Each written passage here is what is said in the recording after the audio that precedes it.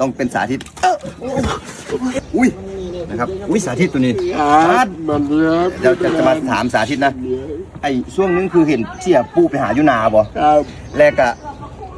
จากเสียปูแล้วผู้ใดไปรับน้องนั้นก็มีตั้มเนาะครับเนาะออกจากตั้มแล้วที่ไปมื่นงานอย่างก็มีงานในหมื่นนี่แล้วก็สาธิตบ้านเกิดอยู่ไหนเอานี่นะครับสาธิตเป็นคนที่แบบว่าสู้ชีวิตบ้านเกิดอยู่ไสก็ไม่ธรรมดานะครับคนนี้เอาเป็นเบี้ยงอย่างไรนะครับผมไอ้บ้านเกิดอยู่ไสก็นี่แล้วก็อย่าลืมนะครับสาธิตนี่เขาช่วยทำงานกับฝ้ายกับนั้นหลายคนนะครับผมไอ้บ้านอยู่ไสก็เดียวนะครับผมนี่สาธิตนี่ครับนี่ต้องเป็นสาธิตยั